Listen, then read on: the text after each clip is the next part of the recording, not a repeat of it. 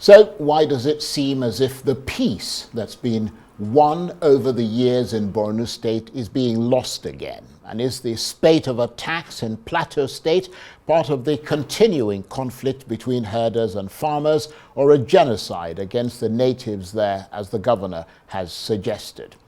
And as we hear of similar brazen incidents in Zamfara, Katsina, Niger, Benue and Kaduna, is the Nigerian government oblivious to the fact that the safe spaces in this country seem to be diminishing?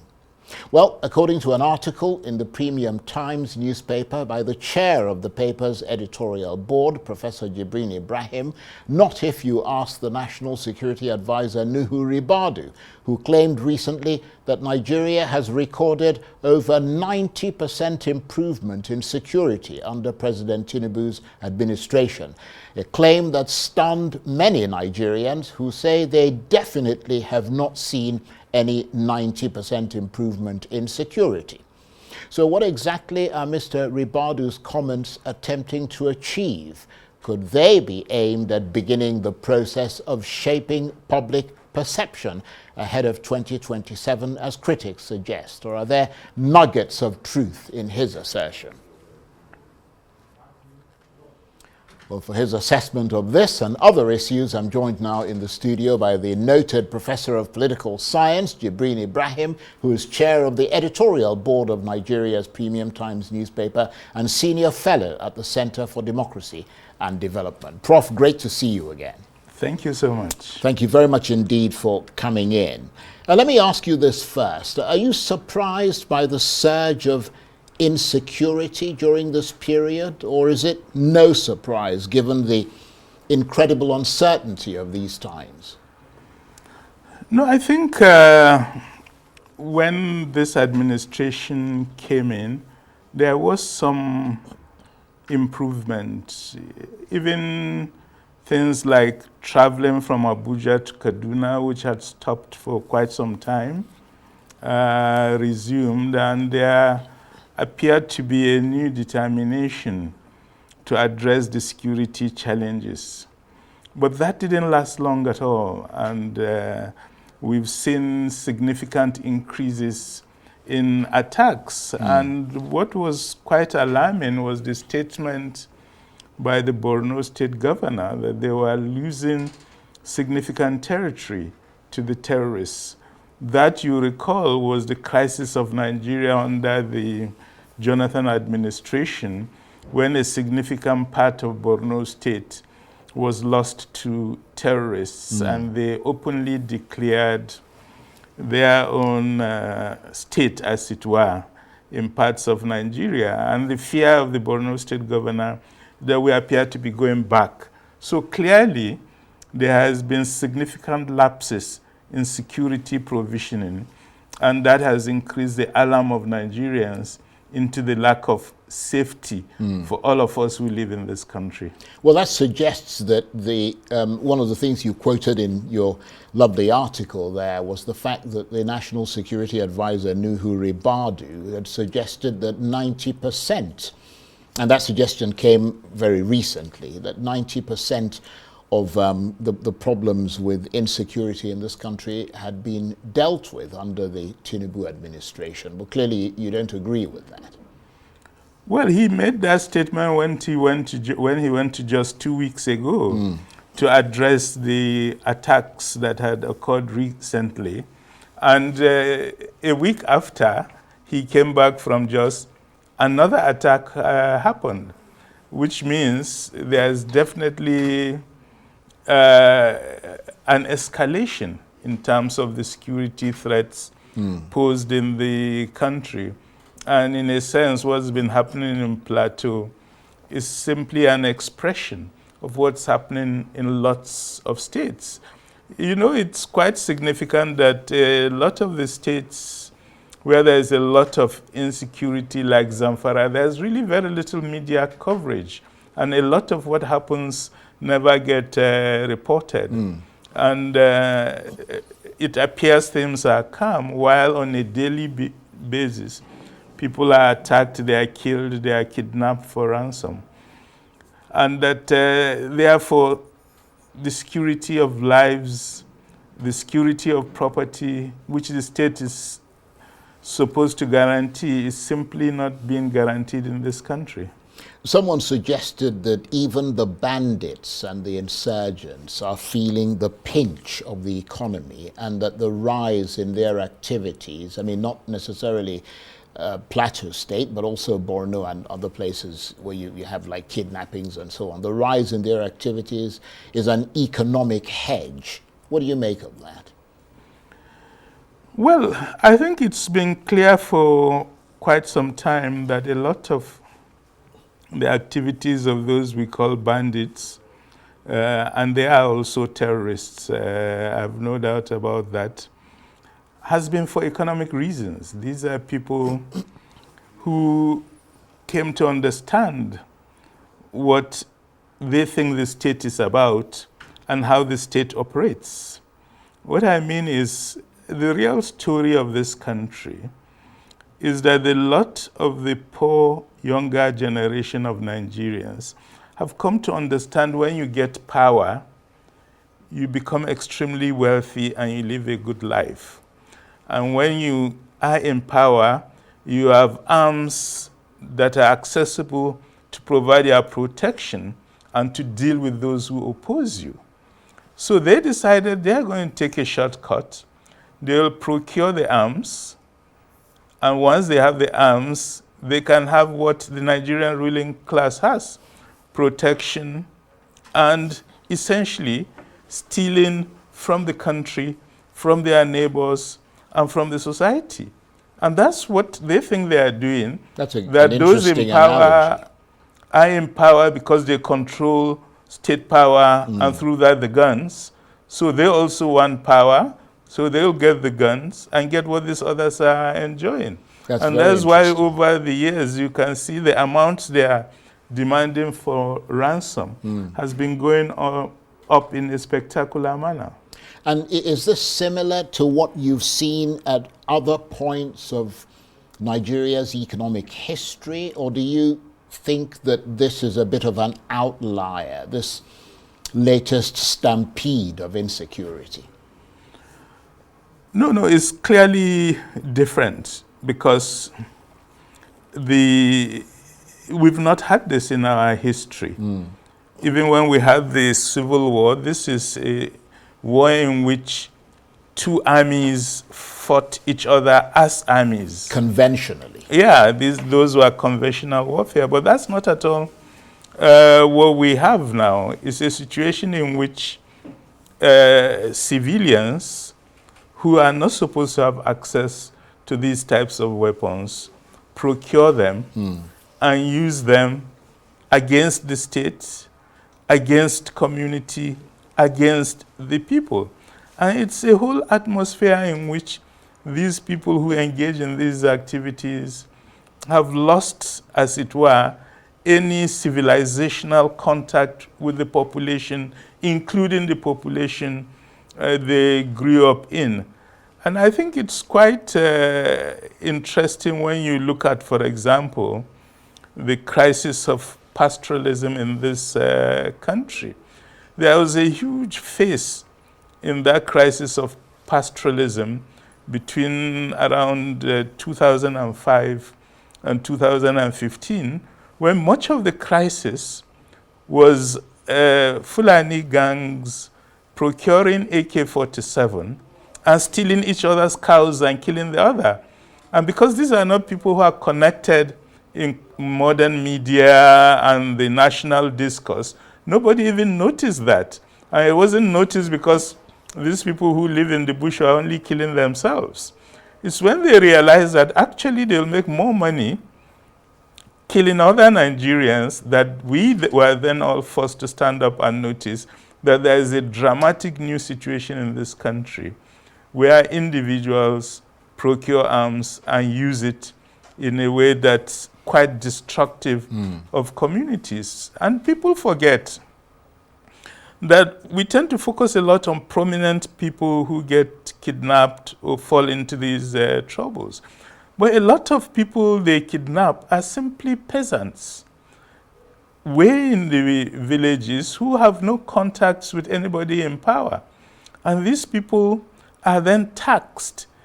They make collections within the communities and within relations, sell their farms, sell all their assets, their animals to raise the ransom. And by the time they pay the ransom, the entire extended family is completely ruined financially and is unable to resume normal life as they know it. That's terrible. That really is. So, I mean, just listening to what you're saying, that supports the argument that this is an extraordinary pinnacle moment in insecurity in this country, and that obviously it ranks very high. But the other side of the argument, which has come from the National Security Advisor and his aides, is that if you look at the way things were a few years back, you had all these sort of mass kidnappings, like Chibok girls, and all kinds of things. I mean, where they used to go into secondary schools and massacre people and all that sort of thing, and that you're not seeing that anymore. And that would be the argument that they make. I mean, whether or not the statistical reference to 90% is accurate, that is the argument they make, or they use to support the contention that, insecurity is not as bad as it used to be. That they're not saying that it's no longer there, but it's not as bad. And if that contention is correct, that would be of perhaps not titanic, but considerable political importance for President Tinubu, wouldn't it? Yeah, but you see, we have a very complex security situation in this country, in which there are different types of activities going on. The spectacular types of violence generated at a certain time by Boko Haram had this strong sense of drama because they saw themselves as part of an international jihadist struggle, which was connected to other jihadist struggle around the world, and in which propaganda, getting these narratives out that we are smashing the state, was an important part of their practice. So precisely because of that, they wanted things that will be in the headlines, that will hit the news. Increasingly in the Northwest Zone, the type of activities we are seeing in terms of insecurity are simply criminals out to make money. They are not out to sell any narrative, and they don't actually have a narrative to sell. They just want to make a lot of money. They want to enjoy life. And because that's what they want, they go about their business much more quietly without engaging in massive discourses. It's not a big headline grabber. Yeah, they are not interested in the But the impact headlines. is just as bad. Yeah. So I'm saying that because there are different types of activities going on, you can't use one to make a general statement that's about a good the point. reduction or increase of insecurity. That's a very good point. And of course, unfortunately for the National Security Advisor, Nigerians are an inherently skeptical bunch, especially when it comes to government claims and the fact that they have to live within a place where a government is making a claim. So there need to be lots of independent verification and proof for them to support that claim. But let me move on from there, because, I mean, you've written a whole slew of, I have to say, really brilliant articles, and I read a lot of your stuff. Articles that in the business we call sort of excellent scratch. Everything, you've written about everything from the state of emergency in Rivers State to the Senator Natasha Akpoti-Uduaghan saga, who you call the freedom fighter of the decade. Also questions about whether Nigeria is headed for a one-party state, and all the rest of it. I mean, let's pick apart that last one. Is it your contention that this country appears to be headed for a one-party state because the opposition parties are being pushed into crisis mode by the ruling APC, or are the opposition succeeding all by themselves in destabilizing themselves? I think in a sense there's both, but what's certainly happening is that the ruling APC is really devoted to destabilizing all the other parties, and is doing that using different strategies. One is simply use the wealth and positions it has access to start stealing elected members of the opposition and getting them to turn coat into their own party. Mm-hmm. The second is to sponsor crisis within these parties, pump a lot of money into some people who will drag their parties themselves into crisis, sponsor all sorts of judicial engagements, and get the parties mired in existential crisis over who is the genuine this or whose faction is the genuine one and all that. And through all that, the focus of those parties becomes less in fighting the APC and its governance regime, as it were,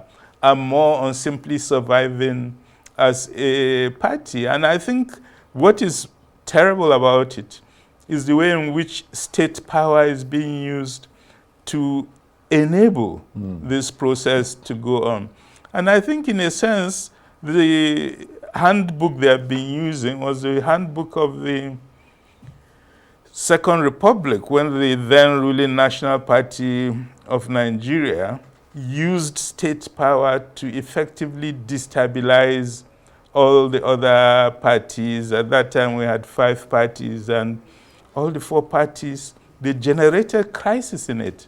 And in fact, the handbook of the Second Republic is even worse in a sense than the current handbook, because at that time, they were able to also use directly the Electoral Commission. It was called FEDECO at that time, Federal Electoral Commission, to actually get them to recognize the weaker faction in the party so that the electoral capacity of the party would be diminished. Very interesting. I mean, we've got about 2 minutes left or so, and it's just brilliant talking with you. But based on this analysis, that brings me to one of the other articles that you wrote. I wonder whether the question that you raised about the legitimacy of the question about whether Nigeria is drifting towards anarchy, you've actually answered it by this. Because if they're consolidating power in one group, one ruling party, I mean, that doesn't sound like anarchy, does it? No, the irony about attempting to do that is that Nigerians will not accept it. Nigerians will fight you. They will contest what you are trying to do. And what's happening now is that the ruling party is getting less and less popular, and people are becoming more determined to contest what they are doing, to fight them, and to ensure that they don't return to power. So the fact that they are doing it doesn't mean they are getting great successes, because they are being countered by Nigerians and by the others. And that was also the lesson of the Second Republic. All the things the National Party of Nigeria tried to do, at the end they wanted to control totally politics in the country and wipe out the opposition. They couldn't do it. They ended up rigging the elections of 1983 in such a terrible manner and an obvious manner that precipitated a crisis that brought the Muhammadu Buhari coup of 1st January 1984.